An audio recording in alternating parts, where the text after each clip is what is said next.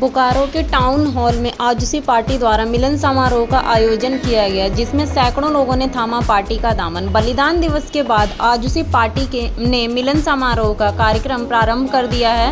आजुसी party के मिलन समारोह का आयोजन बोकारो के टाउन हॉल में किया गया। केंद्रीय अध्यक्ष सुरेश कुमार महतो की उपस्थिति में लगभग 1000 लोगों ने पार्टी की सदस्यता ली।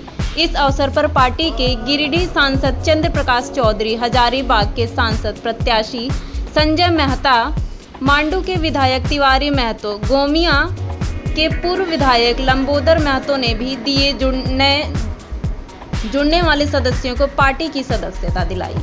केंद्रीय अध्यक्ष सुदेश कुमार महतो ने कहा कि झारखंड की राजनीतिक चेतना को सशक्त करना बेहद जरूरी है।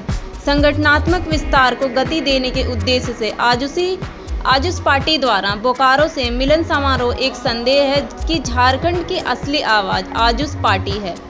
लोग स्वयं पार्टी से जुड़ने की इच्छा जता रहे हैं। 8 महीने में जो राज्य की स्थिति है, लोग अब इससे समझ चुके हैं।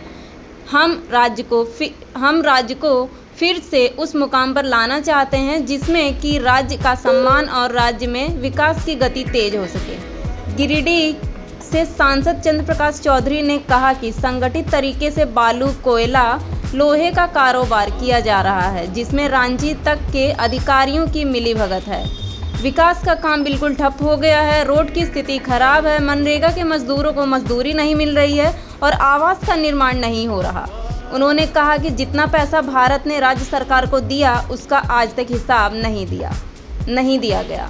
अब झारखंड के चूहे भी शराब के नशे में रह रहे हैं। चारों तरफ घोटाला ही घोटाला हो रहा है। कोयला का धंधा इतना लोग इस पर हावी, इतना ऑर्गेनाइज तरीके से यह चलता है कि लोग जहाँ से लेकर सरकार से लेकर खरीद पदाधिकारी इस पर इन्वॉल्व है। पूरा झारखंड में जो लूट का अड्डा बना हुआ, कोयला हो, लोहा हो, बालू, पत्थर, कहाँ जो भी पूरा सरकार इन्वॉल्व हो गया। आज विकास का काम बिल्कुल ठप हो गया। रोड जाके देखिए, फंड नहीं, लोगों को मनरेगा के लोगों को भी नहीं मिल रहा है, आवास भी नहीं बन रहा, बन पा रहा। और भारत सरकार पर माथा थोपने के सिवा बोलते कि भारत सरकार सही होने लगा।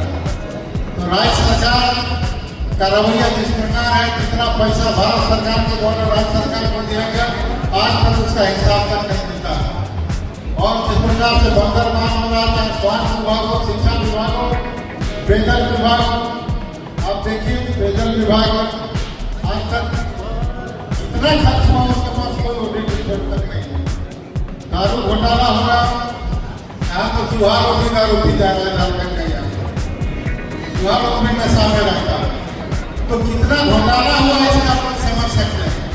कहीं तो भेज जा रहे हैं, टेंडर घोटाला हो रहा, इसको चाहे टेंडर दे रहा, मनमानी तरीका से रेट दे रहा। तो यह झारखंड में जितना लूट हो रहा, दुर्भाग्य इस राज्य का और यहाँ के युवाओं का, जो लोगों को बरगलाया गया, महिलाओं को भी बरगलाया गया और गलत तरीका से वोट लेकर लोगों को बरगला कर जीता सरकार बनाया, लेकिन जितना भी घोषणा पत्र हो आज तक वो लागू नहीं हो पाया।